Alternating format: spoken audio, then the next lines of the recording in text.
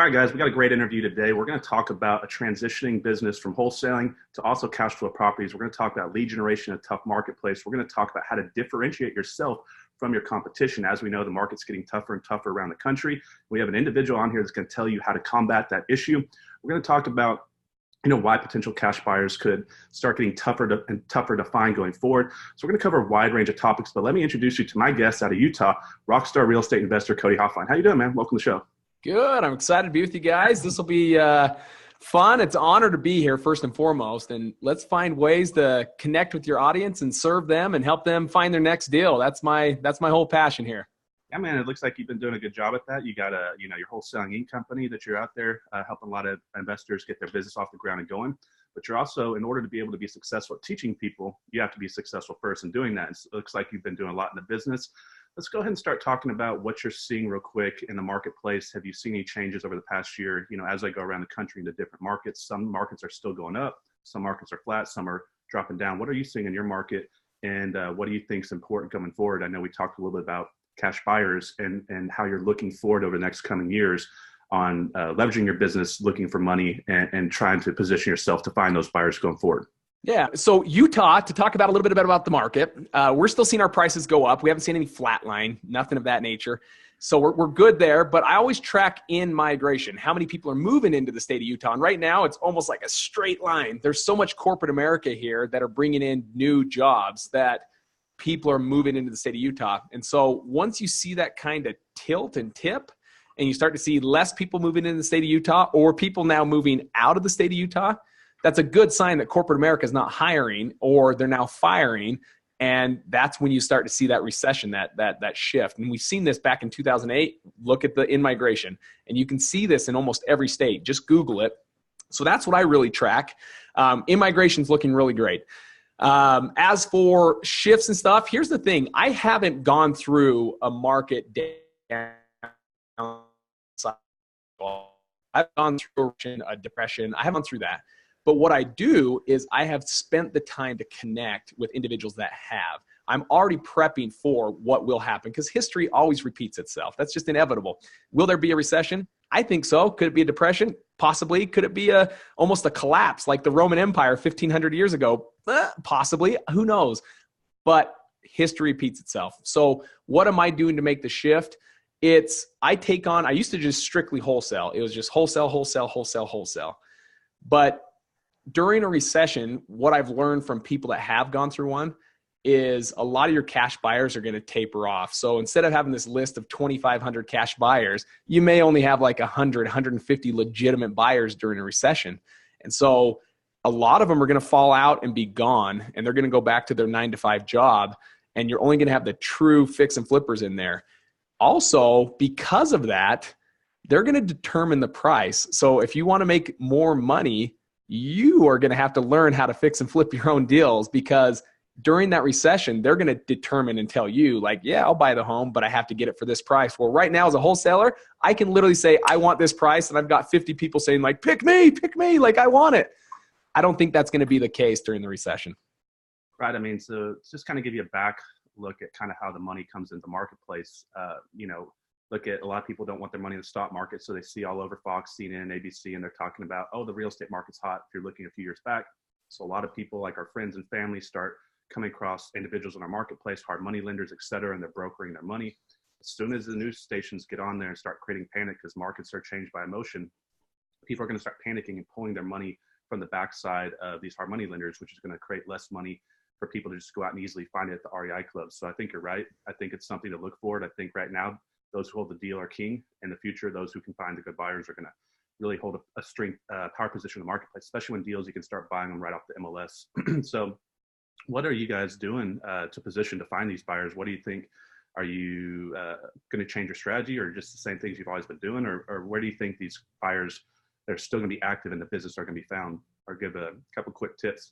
Some of these agents or some of these investors getting into business. Yeah, I think at that point, I think it's going to go back to working with real estate agents as well. I think that's going to be a key play there because they're going to be connected to people that are going to come to them saying, hey, if you find any great deals, and even though there will be deals on the MLS, I also believe they're going to be looking for even better deals, which are still going to come from the wholesalers, But real estate agents are going to have almost like the front line. They're going to have the ear on the line right there saying, hey, I've got 10 legitimate cash buyers that are looking for deals.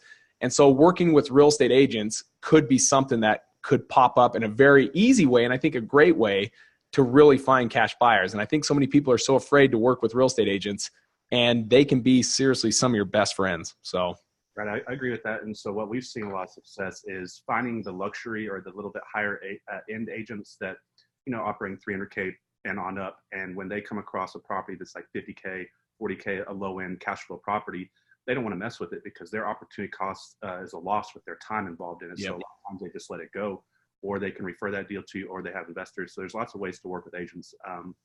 Also right now we're seeing, I don't know about you, Cody, we're seeing more people contact us with listed houses, properties on the market that haven't sold. I know your market's still hot, but I'm in Dallas. Our market's slowed down a little bit than we've seen in the past 6 months. And so we're able to pick houses up at a discount right off the MLS again, with looking for houses that have been under active option contract once and back off, that have been on the market for over 30 days. And this is just something, if you're in a market that's trending to slow down, this is something to look at. So what are some other ways that you guys are generating leads right now? Because I know you guys are doing a bunch of deal flow, having a lot of success. Yeah. What are some good thought processes on marketing strategies for these younger investors trying to figure out the business right now? Yeah, I've heard as much as 40% decrease for a lot of investors where year over year, and I've heard this multiple times. So if I would have heard it once, I probably would have said, I don't want to listen to it. But I've heard it multiple times where they're down 20, 30, 40% from year over year last year. I haven't seen that, but I do believe it's that shift, again, pivoting, knowing that there have been some deals that I can't move as a wholesale, but they've still been a great deal for me to fix and flip. And so I've taken on to learn the fix and flip game instead of just passing on it. But as for, remind me again how you want me to go with this question. What was the exact question so I can answer this? Yeah, just, you know, what are you focused on as far as generating leads right now? Yeah. Obviously, when the market gets tight, people's acquisition costs go from, you know, in our market, we were spending maybe $2,000-$3,000 to acquire a deal we can monetize back in 2014, 2015. Now we're probably spending $6,000, $7,000, and that's going to squeeze out a lot of the wholesalers, because a lot of markets, the average wholesale deal is $7,000 to $10,000. And if you're spending $6, $7, $8,000 to get a $9,000 deal, so are there strategies that you think of right now that I think a lot of people are looking for strategies more involved with time instead of not capital, things where they can just put in lots of offers, or things that they can go do that don't cost a lot of money, but they can do with their time labor? Are there things like that y'all are doing? Yeah. Well, I'll tell you, our two biggest channels are direct mail and cold calling. Where you get those lists are probably crucial. Everyone's going to be nailing like the tax delinquent. Everyone's going to be nailing the owner occupied and the absentee owner, but it's okay. Still hit it up, still go consistent. I still find that consistently sending out marketing is going to weed out 80% of your competition, because there's so many people, they try it once, twice, 3 times, and then they turn it off because they're so scared. They're like, oh man, I'm coming back. Or they go to a RIA meeting, and the RIA meeting's telling them like, oh, direct mail's dead. And so everyone's like, oh no, shut it off. And I'm like, yes, thank you. Like, you're my MVP. Like, keep telling it's dead, because I love people like you. Because it's not dead. It's very much alive. It's just not many people are willing to be consistent. And if you're going to do it, commit to 6 months if you want to see the fruits of it. But cold calling, still amazing. It's still great. The cost per lead and the cost per acquisition, yes, is increasing, which makes it even more so important to really connect with those individuals. And that's really where my strength comes in, and where my team, what I've trained them to do is connect with individuals. Because we all hear that same, I almost call it the Charlie Brown mom, womp, womp, womp. It's like the same pitch. It's like, I'll buy your home cash. I'll pay all your closing costs. There's no real estate fees. There's no transaction fees. And we'll buy it as is. And it's like every person out there saying that. The issue is, because there's so many people trying to do the same thing, you've got some of the new beginner people, or the people that will just willing to say any price just to say, hey, I got a contract today, that you can't compete with price. So you better compete by connecting with individuals, because individuals do business with people they trust. And at the end of the day, they don't remember Charlie Brown. They don't remember the pitch. It literally sounds like womp, womp, womp, womp, womp, womp, womp, womp, womp. They won't remember it. But what they do remember is how you made them feel. So if you're not doing something over and above that same pitch that everyone does, the likelihood of you getting that deal is going to be slim, or you're going to have to pay too much for that deal, and it's going to end up not being a deal. So connect with your clients. When you're out there, talk about them. Don't talk about the house. Everyone goes out there and like, okay, show me your house. I don't. I spend the first 30 minutes talking about them. Why are you selling your home? This is a beautiful place. Hey, this is a beautiful picture on your wall. Where was this taken? Oh my goodness, that shag carpet. I know that was in during the 60s, but I remember my grandma had this carpet and I used to lose like my Legos in this carpet. It was so thick. Like, I just find ways to connect with people and have fun with them. And people ultimately do business with people they trust. And it doesn't have to be price. I'm 10, 15, even as high as $30,000 less than the person that actually made the offer. I'll be 30 grand less, and people will find a way to do business with me. It's not about the money. It's about the connecting. Yeah, and that sounds weird to a lot of people, but it happens all the time where offers get accepted higher, or they take a lower offer compared to the competition. That's right. You're saying because of the relationship. So are you doing anything else special to kind of differentiate yourself? Are you guys coming in with iPad presentations or special clothes or anything? Nothing that nature. We do wear like polos. This happens to be one of my, you won't be able to see it. It's embroidered in, but Utah Sell Now. We dress presentable. They still wear shorts. I mean, it's not like they're wearing slacks or anything like that. We don't do an iPad presentation. We don't tell them what we think it's going to cost to rehab it. And here's why we justify why we're paying this, because it's going to cost us this. We don't. We just go in there and we connect with individuals. We also give our acquisition team the allowance, the freedom to go up to $500 in some kind of something to help out. So let me give you an example. This was back when I was doing the acquisitions. When I first started the company, I went on an appointment and the couple said, hey, we just need some time to think about it. Well, in my mind, I love sales. I love it's like, no, it's now or never, because my mindset always is, if I don't close this deal today, I will never get this deal. Right. And you probably all should have that mindset, because there is a lot of people doing direct mail. You're probably not the only one on that appointment. So you better do whatever you can, move heaven and earth to get that deal. So what I do is I honored their request by saying, hey, we need some time to think about it. You honor that, but then you give them the deadline. So what I used to do is, hey, that's amazing. In fact, one of the days my wife had just called me, hey, on your way home, pick up spaghetti stuff. So I said, hey, this is amazing. I got to go to the store or my wife's going to kill me. So I got to go get some pasta and some spaghetti sauce and some garlic bread. So I'm going to go over to the grocery store. I'm going to go pick those items up. I'll even pick up a $250 gift card. I'll swing by. If it ends up being a good fit tonight and it works, I'll even leave the $250 gift card for you. And I said, does that work? And the husband and wife look at each other like, yeah, that should be enough time. In all reality, when they said that, it's like, for $250, I'll sign tonight. And that's the difference. So think outside the box. How can you get the deal and how can you get it now? And we allow that to be with our acquisition team.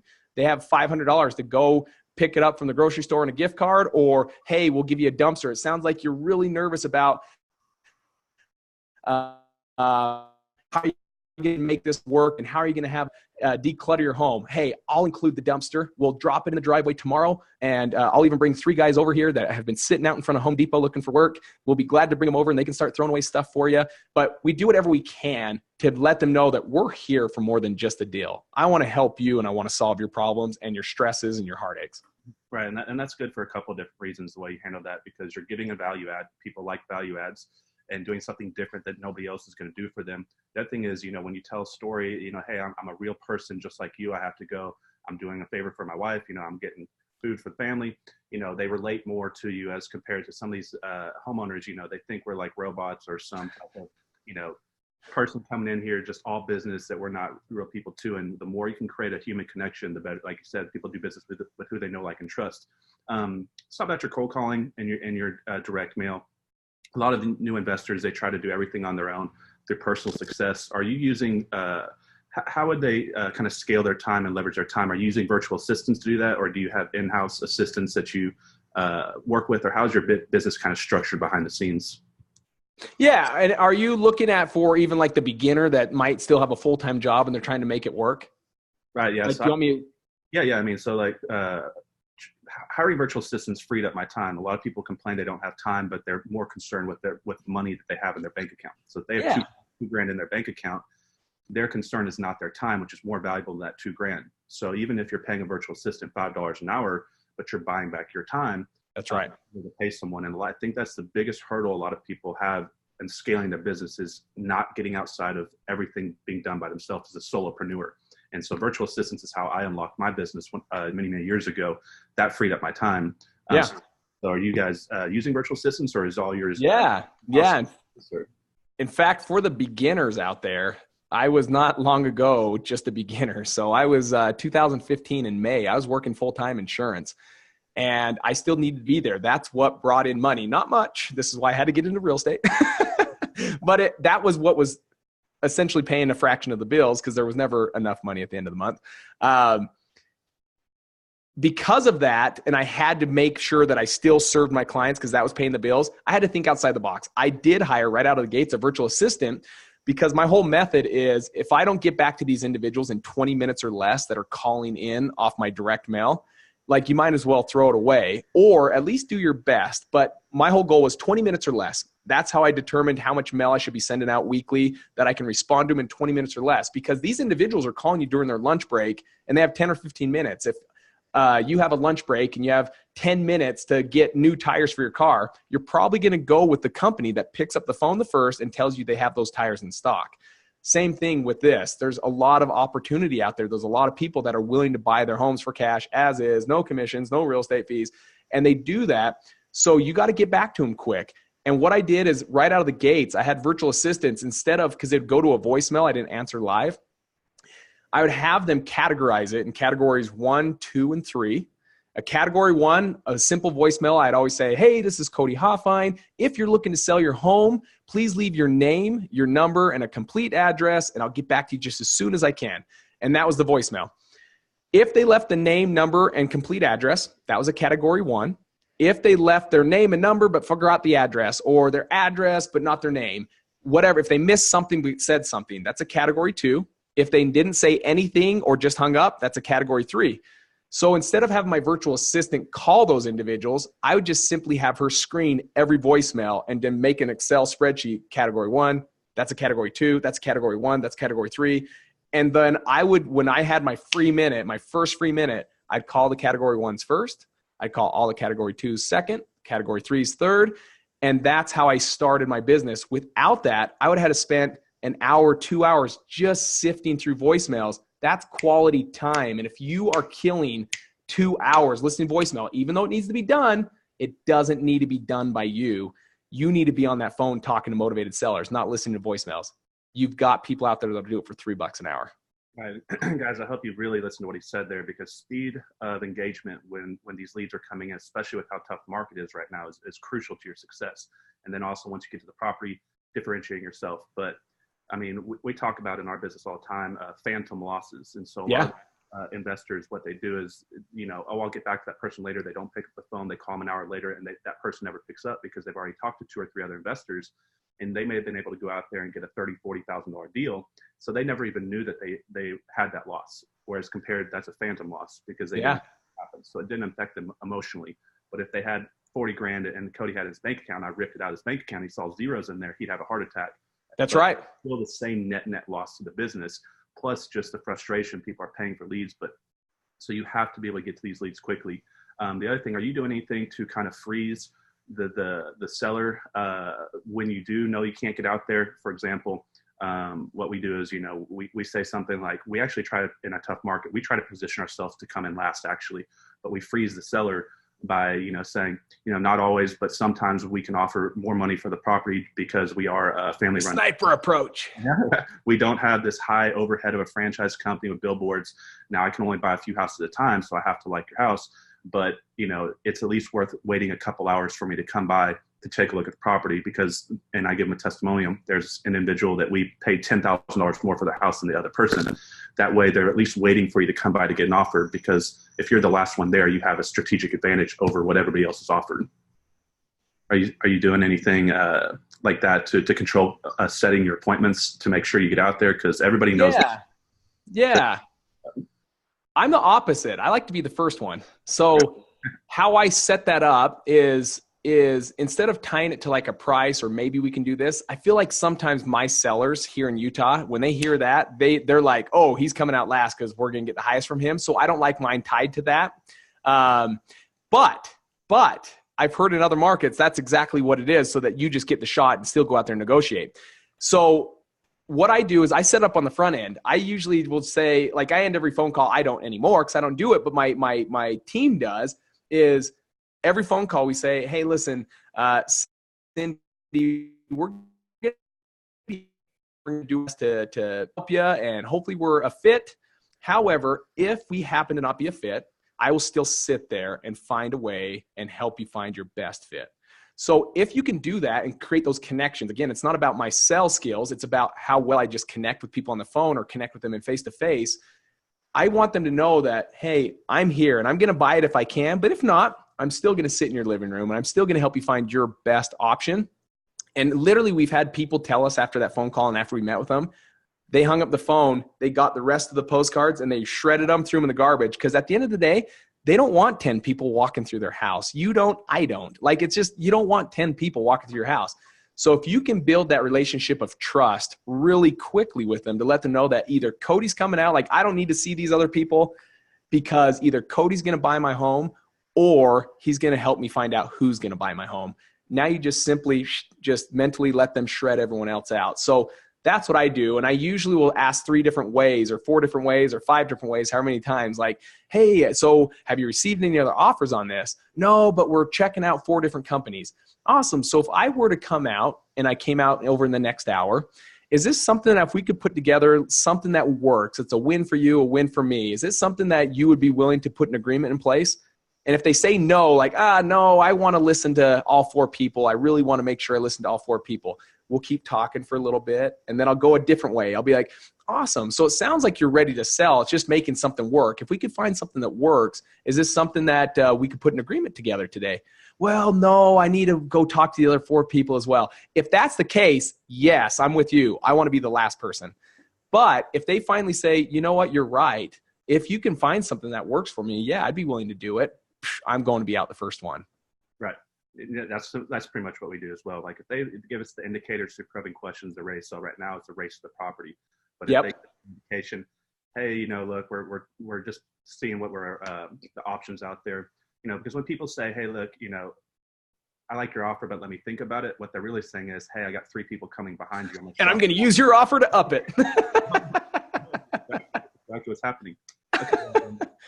So you guys see, it's important to understand right now, get to your leads quickly. Don't sit there and wait and say, I'll call them after work. If you're at work and you're working a full-time job, which a lot of people are getting into wholesaling, you need to leverage this through someone else to handle that, or have a system in place that you're not losing these leads. The other thing is differentiate yourself once you get the property with the homeowner. But now let's talk about your shift, because you were doing mostly wholesaling, but now you're understanding that your time and freedom comes from passive income and you're acquiring a bunch of rentals.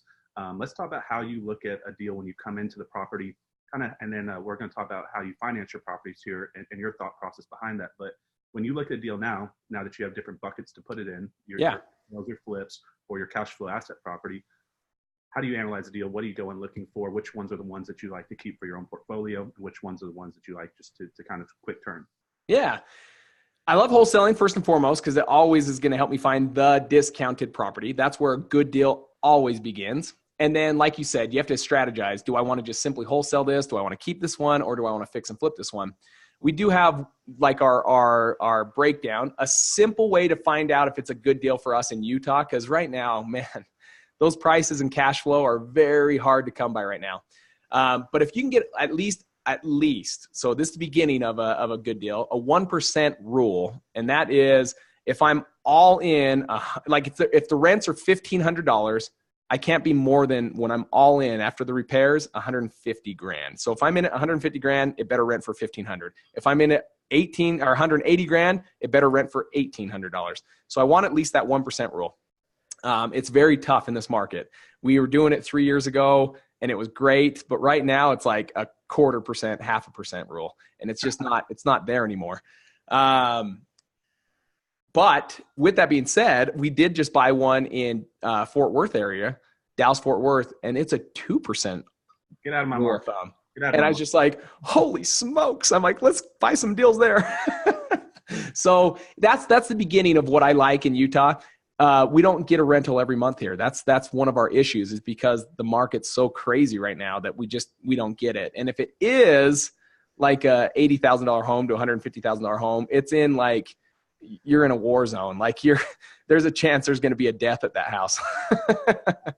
Yeah. So, I mean, it just depends. In a lot of markets, we see the cash flow numbers kind of get where they're no longer worth closing, about $230,000. That's where we see most markets where the relationship between taxes and what they can rent it for kind of become cash flow negative. So they're flipping houses above that. Are you guys doing any closing on these properties and just wholesaling with MLS, or do you turn them all before you close on them? Yeah. So if they're clean and they're really good, and it's not like it's missing any of the key items like flooring or broken windows or the roofing, and we don't have to focus, because we always have one major fix and flip going on at all times, like something that's 30, 40, 50 grand that we're putting into it. And so if we're going to do a wholesale deal, it has to qualify. That's our next criteria. It has to qualify as is for a traditional lender to lend on it. And the big things when we did our first one, we thought, oh man, we're just going to wholesale this. We're so good. And we learned quickly that one of the windows in the back was broken. That's easy. We can fix that. The basement didn't have flooring in 2 of the rooms, so we couldn't do it unless we had flooring. I don't know if this is nationwide, but this is what it is for you. And then the roof was in poor shape. And so no lender would lend on the home for a traditional buyer. And so now we know those things. And by the way, we learn these things by mistakes and by failure. So if you're not willing to go out and make mistakes and fail your way forward, you're missing out on all of your huge opportunities and your huge successes and becoming someone better. Be willing to fail. Be willing to make mistakes daily. If you are not making mistakes daily, I simply think you're not progressing the way you should be progressing. Be okay. Put a smile on your face. When you do something stupid, just do, yeah, baby, I'm better tomorrow. Like, smile. Because that's the secret sauce. So we learned, and so now we have a strict criteria. If we're going to wholesale it, it better be for a retail buyer, like right now, that can be lent on. Right. So that's important. We're going to talk about the 2 different types of learning here in a second when we start talking about Wholesaling Inc., because you can learn from wisdom and knowledge that you learn ahead of time, but also street justice and getting out there failing forward. But we'll talk kind of quickly. We're talking a little bit before, that you're keeping your rental properties, the ones that you have, without leverage, which is what a number of people do, which a lot of people don't realize, because we think that you have to leverage everything. That's the easiest way to get your asset class and cash flow going. When you don't have money, you have to leverage. But let's talk about that real quick and talk about why you do that, because it's important for investors to understand this, that we are headed into a stressed marketplace. Yeah. And you need to think the long-term play. This is how we're going to create generational wealth. And it doesn't matter how many you buy if you can't keep them. That's so true. Thinking about when I go to just real estate investor associations nationwide, not just in Utah, I'll go speak at them and I'll hear people stand up, and I always hear the sad story where someone's like, I owned 50 rentals and then 2008 hit and I lost everything and I had to start all over again. 100% of the time, the ones that say that story were leveraged. They had mortgages on every single one of them. I've yet to this day, I haven't heard it, not even once, someone that said they've owned homes free and clear and they've lost everything and they had to start over. I haven't heard that story. It doesn't mean it doesn't exist, but I personally have not heard that story. And so that always resonated with me. When I paid off my house, there was just this incredible burden relief for me. Now, it's not game changing, guys. Everyone's like, I wish my house was paid off. It's not what the money does, because at the end of the day, if I told you, so if I gave you a $2,000 raise a month, is that game changing? Does that just change the world? No, it doesn't. But there's something, that feeling of knowing that I own this. This is mine. I could work at Walmart at the end of the day and still maintain this house. This is a great thing. With that being said, I will tell you, it's being able to do it smart. I chose the debt-free route. I love debt-free, and so I buy all of my rentals free and clear, no mortgage, and they do cash flow right out of the gates, as well as they are not anything I will lose in the future. If there's a downturn in the economy, I don't feel threatened by it. I can weather that storm. Right. So a lot of people probably right now are like, oh, well, he's being a stupid investor because he's leaving all his money tied up in the house and he's not using that money, but that's just not true. So let's talk about what you're doing with those assets, because you have a huge amount of equity in them, and you can leverage that equity through credit lines and what you're talking about. You're doing actually some hard money lending with that money. That's right. That's right. So when they're free and clear, a lot of people are like, oh, but you just killed your money. That can be true, but I didn't kill my money. My money is still working. I put a HELOC on every one of those homes, and yes, you do pay 4.25%, but I'm charging 12% and 2 points on that money. So I lend it out to cash buyers here all the time. It's always circulating, always getting things done. And it's even, I think it could be even seen as a little bit better way, because you're not using that money unless it's in play. And so like if you have an amortized loan, it's cranking no matter what. When you're HELOCs, unless you're using that money, you're not paying on it. Right. Depending on how you're structured. Okay. So what about, are you guys using any tools or any, I always get this question, are there any new CRMs or tools or any, little gadgets or gadgets out there that you guys think are important that can help free up some time for these investors? Because a lot of them are just so caught up in the madness. They're doing everything on their own. They're out there running the streets, and at night they're coming back and doing paperwork, and then they're trying to keep their stuff straight for taxes. Is there anything out there right now new that's coming out that you think is a good tool for them to look at? No, not necessarily. My biggest growth was, it's never convenient to bring on your next team member. It's never convenient to bring on your next employee.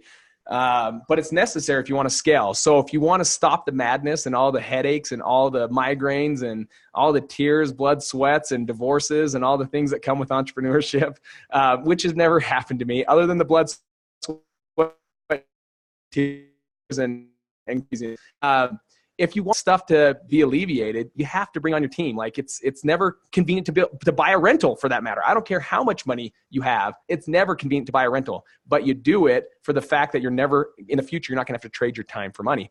So if you want your business to truly grow and you want it to be where it serves you and you not always serving it, you have to have a team in place. So it's not, yes, processes and systems. We do have a CRM. We just use Podio. It was custom built for our actual how we wanted it, so that it did exactly what we wanted. We don't have the pre-bought platforms or anything like that. We really wanted this custom to how our process is. We do use a texting service called Scipio when we talk to people, and that way it looks like it comes from a real number, not like 243-72. It really is a real number that it's going out to. Guides that it's driven. Putting everyone in the right position. One of the biggest things we learned, John Maxwell, he talked about when he was in high school and he played basketball. He was on the A squad, like he was the first round people, like he was one of the goods. And then you had the second string or the bench players. And what he would do is the coach would bring the bench players on and play them in their appropriate positions, the guard, the forward, the shooting guard, the center, and he would put them in their right position. And he'd take the first string people and he'd play them out of position. They would be swapped around. And every time the second string people would beat the tar out of the first string people. And the coach wanted to drive home to them, it doesn't matter how good. You can be incredible, but if you're out of position, you will lose every time. And so the main thing I've always learned with my business is it's not just bringing on key players. It's making sure they're in the right seat. Jim Collins from Good to Great talks about bringing them on the bus to go to that destination, but it's putting them in the right seat in the bus. You can't just simply bring on a team member. There's times where they don't do good. And the first thing you got to do is look at you, the leader, and say, how did I fail this individual? If you haven't failed them, or if you've done everything you can, maybe find a way to say, okay, is their strength better at this position, or is it someone we actually have to get rid of? You always hear the good thing of hire slowly, fire quickly. So don't think that you can't fire. I know that's part of life, but you got to realize that fire can also help that individual that you let go find their strength and find something they're passionate about and that they can excel in and grow in. So just make sure when you bring people on that you're putting them in the right position, and you will not attract A players if you yourself are not just always every single day working on yourself. Income rarely exceeds personal development. So if you want A players, you better be an A leader. You better be someone that's working on yourself every single day. And once you do that, you attract the A players. You no longer have to find them. All right. I like that. That's good. So it's important to kind of point out what you're talking about there. Most people don't have that business maturity to slow down to speed back up. And what he means is, introducing new employees to the company to train them. You're going to have to take opportunity cost loss of today money to have a better tomorrow money, introducing a new CRM or a new type of Podio system. You have to take time off your business today. And most people don't want to slow down. They're growing linear and they're having success and they're content with where they're at.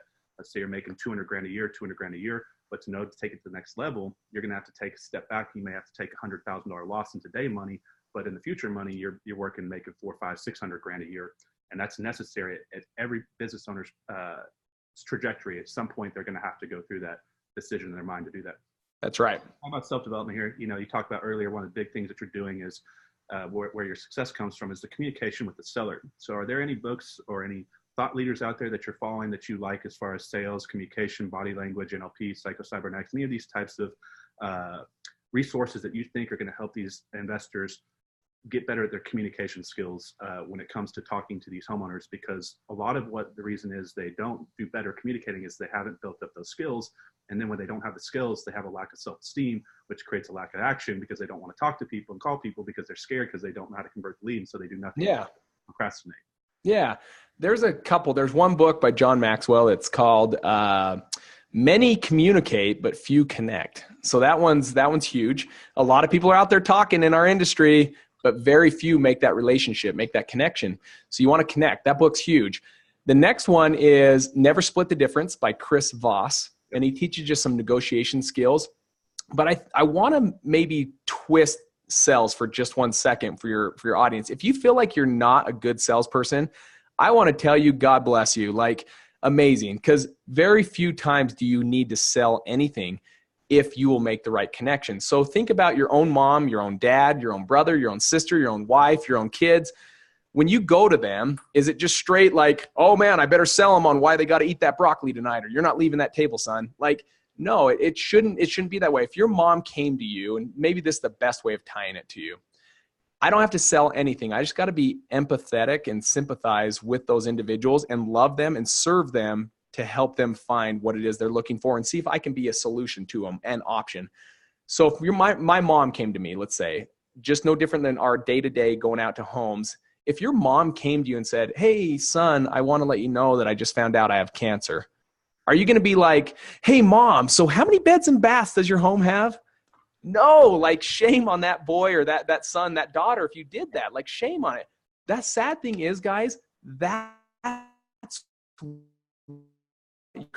competition is, oh, we're going through a hard time. We're behind on our taxes. Okay, so tell me, when's the last time the roof's been replaced? And you're like, what? This guy just like poured his heart out to you and you're worried about the roof. I don't. If your mom told you she had cancer, you'd say, Mom, why didn't I know about this? How can I help you? What is stressing you out that I can alleviate? How can I serve you to help you? What are fears that you have going on? What is it tied to this house that you see being a stressful situation that I can help alleviate? How do I serve you, Mom? How do I just take care of that so you don't have to worry about that? If you will just be kind to people and connect with people, you don't have to sell anything. You don't like, I think people think, oh, you have to sell.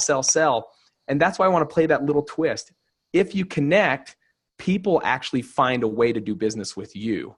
So just connect with people, help them feel good, help them find a win, serve them, love them. And if that's your heart, you're going to walk 9 out of 10 contracts every single time against your competition. Because they're like, so tell me, how many beds and baths? What's the roof look like? I don't. I could care less about the house. I want to make sure I serve that individual. Right. And also, like you said, solve their problems. And so all the time I get these young investors, you probably have all the time. They're like, oh, I'm dealing with so many problems in my business. I'm like, that's good. That means you're learning as well as you're making money, because we're getting paid to solve problems in the marketplace. So true. If they don't understand that, they get overwhelmed. The more problems you solve, guys, the more money you're making. Let's talk about 2 sides of the education process, getting into Wholesaling Inc. and what you guys can do for people as far as giving them the fundamentals. And then also we'll talk about learning through mentors, through knowledge and wisdom, information that's available on hand. And then we'll talk a little bit about the self-development side and the frustration of going out there, but being a necessary part of your business to fail forward on the street justice side, what you can only learn from getting into deals that you can never learn from listening to what we're talking about right now or going to something. Let's talk about Wholesaling Inc. and kind of what you guys do, because I know you guys have had a lot of success, trained a lot of successful entrepreneurs, a lot of great testimonials out there. So what are you guys doing with Wholesaling Inc? Talk about that. The 2 things, and I would always tell this to everyone, I'm not saying I'm the fit for everyone. That's the one thing I always want to get out there. So, I'm not here to sell you. Leave your credit cards at home. But I'll tell you the two things you should be looking for. If you're going to look for a mentor, if you're going to look for a coaching program of any sort, remember that you want instruction over education. If you think about our education system today, it's broken. It's still industrialized. It's not the information age when it comes to school. It's still back in the 50s, the same way we were taught when we were in the 50s. The parents and grandparents were taught. And so with that being said, you don't want education. Education has over $1 trillion of debt attached to it. You need something that's action. You need instruction that they say, hey, today's day 1, go out and do this, and here's how you're going to do it. Today's day 2, here's what you're going to do, and here's how you're going to do it. That's how we built it. We don't want education. I don't want to add to the debt. I want to take away debt. I want to get people financially free through real estate. And we do that by strictly giving them instruction. Here's the action you're going to take, and then come back to us on our Wednesday calls and tell me what were the results so we can help make any kind of adjustments, because I want you to fail forward. I want you to make mistakes. I want you to get out there, make mistakes quickly, and let us help you adjust rapidly. That's the key thing. The second thing is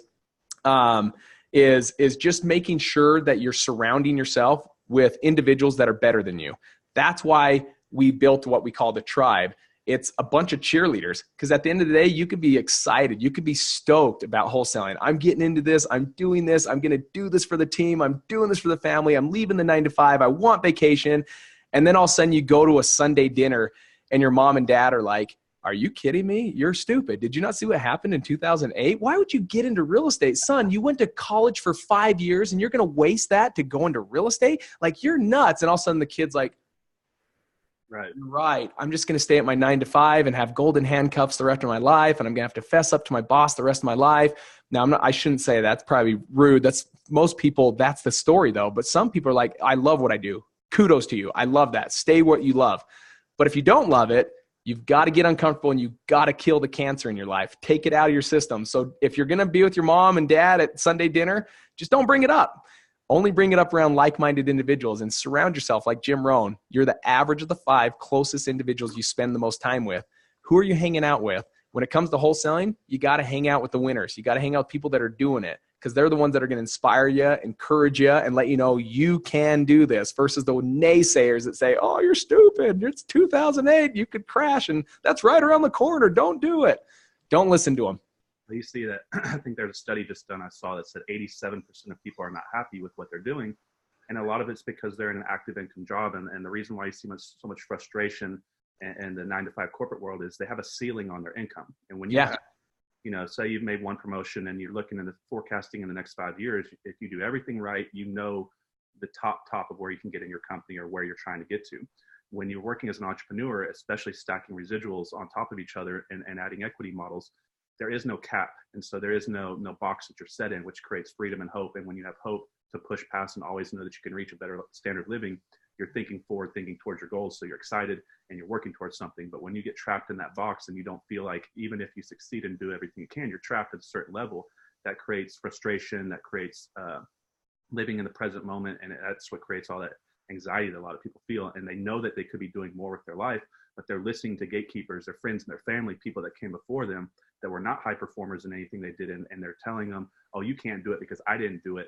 And then it's just failed generational passing down that living belief of getting out there, being able to change and do something different. And so real estate's a business that allows anybody with big goals and work ethic to achieve that success. Now, in order to achieve it, you're going to have to get some bumps on take it on the chin a few times and go get beat up. Let's talk about this here real quick, the failure to success, because most people don't realize how much energy it takes. A lot of the younger generation is real entitled. They don't understand it takes a lot of effort to build a business, but it's necessary. Let's talk about failure and what you see, because you probably deal a lot with entry-level investors coming to Wholesaling Inc. Yep. How do you work with them in their mindset and explain to them and kind of frame the situation ahead of time? Everybody's going to deal with this. You're not going to be special. You're going to deal with it too. That's right. It's easier to say, hey, you're going to have failure. And then when they deal with it in a live moment, completely different ball game, because they're now in the game. That's right. That's exactly right. In fact, we face this on a daily basis. Again, going back to our school system, it teaches you not to fail. They don't mistakes. We want you to work as a team. If you work on a team in school, it's called cheating. Like you can't do that. You can't look at people's math tests. That's cheating. You can't win in the real world unless you have a team. Like, you can't do it by yourself. And school's all about yourself. It's about you getting your good grade, you being a 4.0, you passing your test, you doing your homework. Where the real world is not about you. It's about a team being around you. So that's the thing, is they come into this already unprepared. But we've always, it's even in me, I'm guilty of it. You don't want to see your kids fail. And so sometimes you step in as a parent. We've been taught this ever since we're little kids. My little boy, maybe 4 months ago, was pouring a glass of milk. He's 5 years old, big old gallon of milk. And he's holding this as hard as he can. And the cup is literally like this because the gallon of milk is weighed on it. And it's like, holy crap, there's going to be a huge mess in about 2.3 seconds. And so I said, Hayden, wait. I'll just pour it for you. And I went over there and I poured him a glass of milk. After I walked out, I was like, I just took away the whole learning from this kid. Instead of 2 different ways I could have done that. I could have said, hey, Hayden, before you pour, look at your glass, lift that thing up so the glass is up here.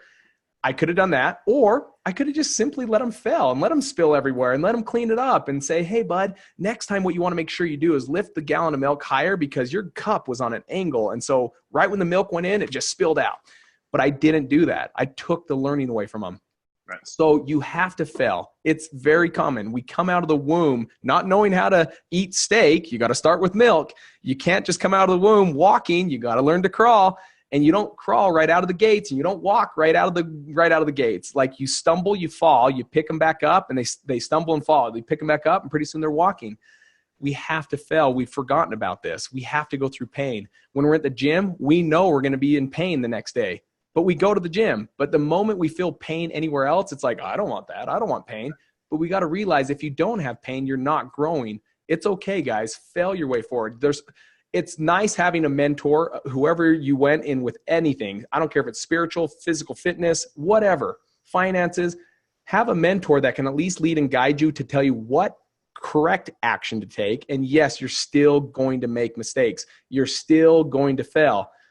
But if you're going to fail, make mistakes, you might as well fail, make mistakes, taking the right action versus taking the wrong action and then realizing you failed and made mistakes and you got nowhere because the action wasn't correct. So that's the big thing. It's just making sure you're taking correct action, but you're not special. You're going to fail. You're going to cry. You're going to come home to a ticked off spouse or a boyfriend or girlfriend or whatever, right? You're going to have bumps and bruises. It hits us all, right. But it's worth it. It's absolutely worth it.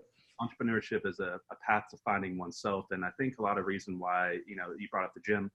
People can push through the pain in the gym because they're seeing a physical change in their body, which gives them the energy and momentum to keep going. But they don't see when they're creating skill sets in the marketplace. They don't see when they went out and failed and that they changed because they're not seeing what's happening inside their mind and how their skill sets are improving. And so it's hard for them to keep pushing, and they don't understand that building a business is like farming. You're going to get paid tomorrow for what you're doing today, whereas in the 9-to-5 job world, you get paid today for what you do today. And so I think a lot of people don't understand delayed gratification. So I usually try to phrase it, a lot of people try to quit anything they do within 90 days. And I just explain to them, like, you went to school for 6 years, 6 years, you came out hundreds of thousands of dollars in debt. You did all that to work for someone else to help their goals and dreams come true. And if you quit right now, you're quitting not even halfway through your freshman year of college, that you're just getting educated, going into debt to work for someone else. Why are you quitting so fast on yourself? And so I try to give them little stories or little analogies to kind of bring it in, because when they're caught up in that heat of the muddy water when they can't see past their face, it's hard to see that there's an end in sight. But very, very important to go get those failure nicks on your belt so you understand in the future how to not make those mistakes. Okay. Absolutely. How do they reach you with Wholesaling Inc? What's the best way for them to kind of contact you guys? Yeah, best way, you can fill out a form. Like, if you wanted to speak, if wholesaling is something that you're like, oh man, I do want to try this. It's a very simple process. You can go to www.wholesalinginc.com. You can book a call with our team and just begin to have the conversation. See if it's a fit. If it's not a fit, I tell you, don't do it. It's not worth it. But if it sounds like a fit and it's something you want to do, we're looking for hungry, motivated individuals that do want to change their life, that do want to become debt-free, that do and are willing to fail their way forward and make mistakes. If that sounds like you, that's just an easy way. And you can do that and you won't feel, again, hopefully no one has ever felt any kind of sales pitch at all. That's just us, just making sure to connect and that we really are a good fit. Because there's some people that I'm not a good fit with, and there's some people that's not a good fit for me. And that's okay. That's absolutely okay. That's why there's 100 coaches out there. So just make sure you connect with the individual. And if we connect and it's something you want to do, rock and roll. And if not, hey, no sweat. Like it's okay. You did something to at least find out. All right, guys, also go find Cody on Instagram, Cody Hofhine, and on Facebook as well. And I believe your acquisition site's Utah Sell Now. Is that correct? Utah Sell Now. Sell is spelled SELL. So if you want to see our website and what it looks like, there's no real action there to talk to me by going to Utah Sell Now. But if you're looking like, hey, I need a website and I want to know what it needs to look like, there's an example at least. I'm not saying it's the hottest, the best, but there's an example for you. All right, well, Cody, we talked about a number of different things here. I'm going to let you go here. Let's give one last word of advice, one story of a great deal you did, one story of a horrible deal you did, anything you want to share with someone on the way out that you, good bits of advice for a new entrepreneur starting out. I'll give you a couple minutes just to speak to our audience and go over whatever you want to talk about. Yeah. Man, I got better at wholesaling and I got better at building a team, and my business took off when I worked on me. So instead of tying it exactly just to maybe a real estate deal, I will tell you, work on yourself, spend time to work on yourself and develop yourself. And one of the books that I love that taught me just to serve people versus worrying about the deal and the paycheck was The Go-Giver by Bob Burg. We had him on our podcast, and the guy is just a saint. The guy is salt of the earth, just a kind individual. And he just teaches you how to serve people. Serve. You get paid. That's the byproduct. Money you make in life is the byproduct of how well you serve people. So if you can learn to serve people really well, you're going to make a lot of money. And then don't worry about the little day-to-day stuff. Don't worry about it. Just go out there and find out ahead of time, or don't find out ahead of time, find out on the spot. And so many people are like, why would I want to do that? I want to prepare. We've been taught our whole life to be prepared. There's just things you can't prepare for. And the things that you're thinking might happen, 98% of them never happen. Think of it more like a car. In a car situation, you're driving at nighttime and you have to go 10 miles to your destination.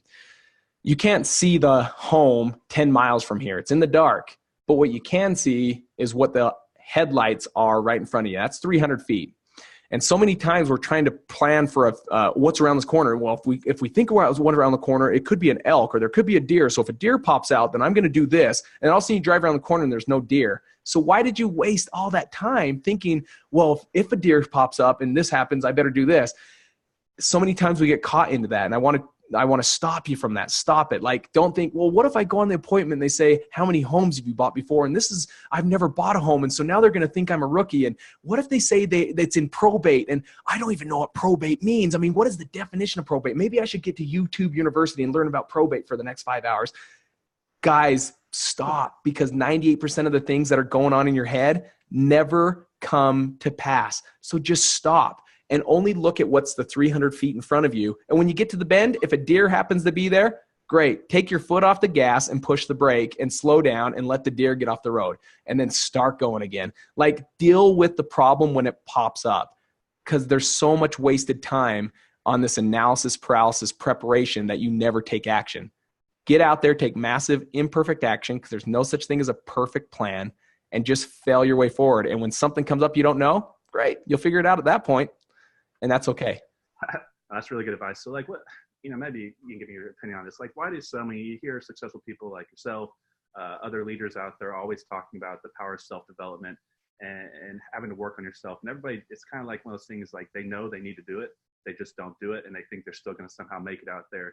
And, people talk about, big push. A lot of people, you brought it up, go take action. There's books being written on taking action. There's seminars being on taking action. But what people don't realize is when they go take action and they pick up that phone or try to pick it up, it weighs 1,000 pounds, because if they haven't worked on themselves, so you have your self-esteem and your belief. So belief is belief in what you're doing, and then self-esteem is belief in yourself. So if you don't have self-esteem, you're not going to be able to do anything, because you get knocked down, don't get up. So those two, self-esteem, belief in yourself, and belief in what you're doing, create energy. And then you have the action. You can't just go take action consistently if you haven't built a foundation with your thought process and how you overcome adversity, because your emotions are going to hold you back from getting to your financial goals if you can't get to that point. So it's important that you brought that up. And I think more times people hear it, eventually it kicks in one day and they're like, okay, I'm gonna start working on myself. All right, man, Cody, great. I'm grateful that you came on here, shared a lot of good information. Guys, reach out to them at those our social media. Go subscribe to their YouTube channel and follow them on Instagram. And Appreciate you coming on the show, Cody, and guys, we'll see you when we see you. Yeah, thank you so much.